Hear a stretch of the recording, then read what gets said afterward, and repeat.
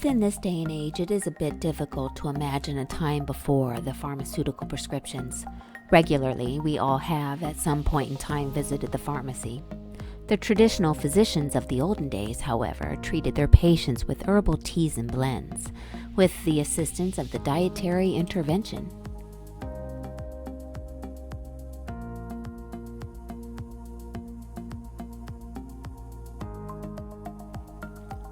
The Hippocratic Corpus, a large collection of ancient medicinal literature, heavily connected to the classical Greek physician Hippocrates.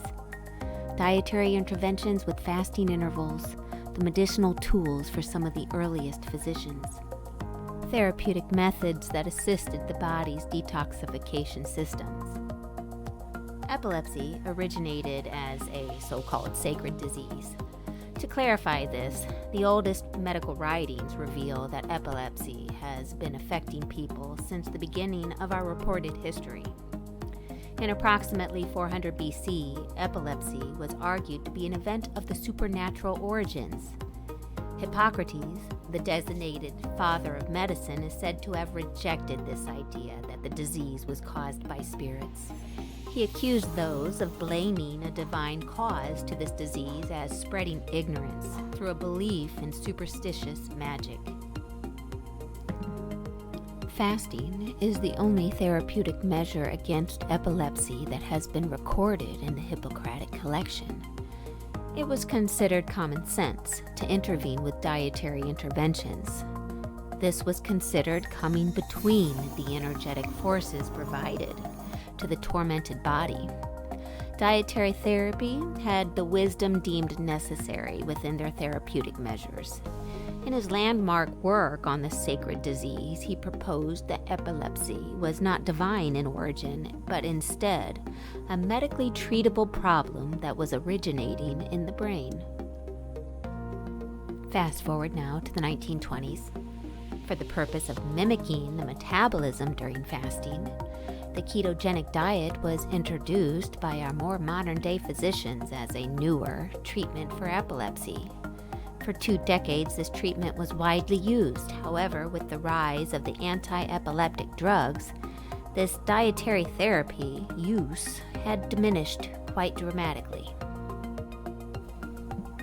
In our not too far off history, our concluded cures incorporated numerous dietary measures.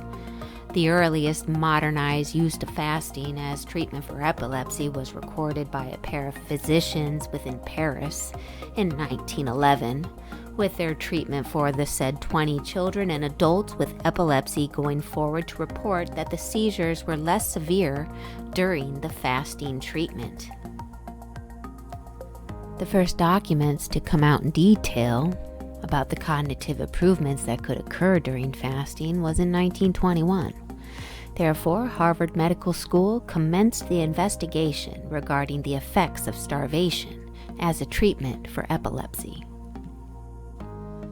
documenting that seizure improvement typically transpired within a 2 to 3 day period, recording that the control of seizures occurred through the change of the body's metabolism, and that the simple absence of foods or the deficiency in carbohydrate foods forced the body to burn acid-forming fats.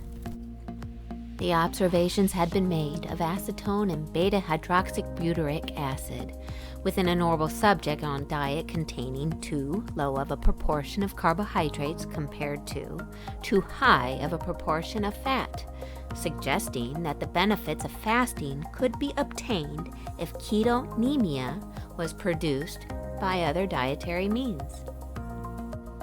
Dr. Wilder at the Mayo Clinic proposed that a ketogenic diet be undertaken in a series of patients with epilepsy.